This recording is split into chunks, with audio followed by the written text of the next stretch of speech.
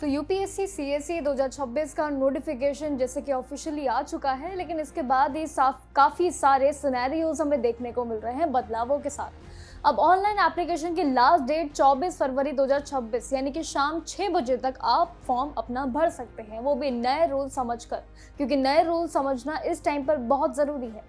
लेकिन असली जो सस्पेंस है वो सर्विस रूल्स को लेकर काफ़ी ज़्यादा है, यानी कि नए बदलाव के मुताबिक बात करें तो अगर आपके पहले से आईएएस और आईपीएस में बनने के सपने थोड़े से अलग होते नजर आ रहे हैं, तो आप 2026 का एग्ज़ाम अगर दे रहे हैं तो आपके लिए ये सभी जानकारियाँ बहुत ज़रूरी है जानना। आईपीएस ऑफिसर के लिए क्या नियम है नए और नए नियमों के अनुसार जो आपकी एलिजिबिलिटी रहेगी इस यूपीएससी पोजीशन के लिए वो कैसे रहेगी, रैंक के हिसाब से आपके लिए पासिंग मार्क्स, ये सभी डिटेल्स जानना आपके लिए उसी हिसाब से ज़रूरी है, क्योंकि अब टाइम आ चुका है बेहद करीब। तो इसलिए अपनी सारी जानकारियों को इस वीडियो में जान लो।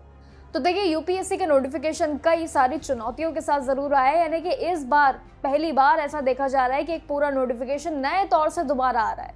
देखिए, सबसे पहले आपकी एज लिमिट 21 से लेकर 32 ईयर्स के बीच होनी चाहिए, यही आपके लिए मेन सरकारी नियम अनुसार रहेंगे एज लिमिट। और साथ ही आप इसके लिए ऑफिशियल वेबसाइट पर बताए गए 24 तारीख तक आप अपना फॉर्म फिल कर सकते हैं, जिसमें 900 से ज़्यादा वैकेंसियों के लिए पूरी भर्ती प्रक्रिया शुरू हुई थी। प्रीलिम्स एग्जाम में भी काफ़ी बड़ा बदलाव इस बार देखने को मिलेगा, क्योंकि अब एग्जाम सेंटर्स पर एआई का यूज़ किया जाएगा। फेस ऑथेंटिफिकेशन काफ़ी ज़्यादा अनिवार्य रहेगा आप सभी के लिए ये ऑप्शन, इसलिए एंट्री वक्त थोड़ा सा आपको एक्स्ट्रा टाइम लेकर ज़रूर जाना पड़ेगा। सबसे ज़्यादा इम्पॉर्टेंट और हैरान करने वाली बात यह है कि जहां पर आईएएस, आईपीएस और आईएफएस के इंडियन सिटीजन होना ज़रूरी रहेगा एज पर एलिजिबिलिटी, वही कुछ स्पेसिफिक सेंट्रल सर्विस के लिए भी Pakistan, Nepal, Sri Lanka, east African countries ने भी अपने लिए अप्लाई करने के ऑप्शंस ढूंढ लिए हैं, यानी कि अब एलिजिबिलिटी थोड़ी सी चेंज होती हुई नज़र आ रही है एज पर जो नया नोटिफिकेशन आया है उसके हिसाब से। आप चाहे तो इंडियन फॉरेस्ट सर्विस के लिए भी टेक्निकल सब्जेक्ट्स के अनुसार जो है ग्रेजुएट्स अगर है तो किसी भी स्ट्रीम में बैचलर्स डिग्री होल्डर अगर ये हैं तो ये दोनों पॉइंट आपके लिए यहाँ पर प्लस पॉइंट हो जाता है। देखिए, इन सभी बदलावों के चलते 2026 की ये जो रेस है ये ऑफिशियली शुरू भी हो गई है और अब आपका फॉर्म भरने का समय भी बहुत जल्द करीब आ चुका है, क्योंकि 24 तारीख का वेट मत करना, महीना आ चुका है और ये महीना कब एंड तक चलेगा आपको पता भी नहीं चलेगा। तो इसलिए बदलाव जो है उनको समझ लेना आसानी से। अगर आप आईएएस, आईपीएस या फिर आईएफएस जैसे पदों पर रहना चाहते हैं तो इन बदलावों को अपनाना भी उतना ही अनिवार्य है।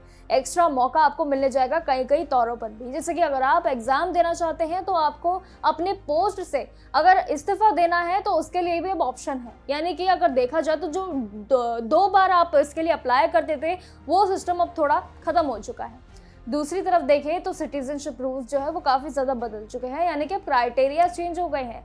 तीनों पोस्ट यूपीएससी के जो है उसके हिसाब से इंडियन होना ज़रूरी है, लेकिन बाकी सर्विस के लिए ऐसे कई जो आपको बताएं नेपाल, भूटान और ऐसे कई पाकिस्तान, अन्य जगह जहां पर इनके ज़रिए भी अब इंडियन ओरिजिन के लोग भी अप्लाई कर सकते हैं, जो भी इन सभी क्षेत्रों से आते हैं। लेकिन अगर बात करें बाकी बदलावों की तो देखिए काफ़ी सारे रखे हैं इस बार। एलिजिबिलिटी हो या आपके क्वालिफिकेशन, सर्टिफिकेट भी बहुत ज़रूरी है इस बार। सर्टिफिकेट जो नए तरीके से मांगा गया है वो यूपीएससी में उसी तौर पर आपको सर्टिफिकेट डालना होगा। अगर पुराना इस्तेमाल करेंगे तो शायद आपका फॉर्म रिजेक्ट होने के पूरे चांसेस है।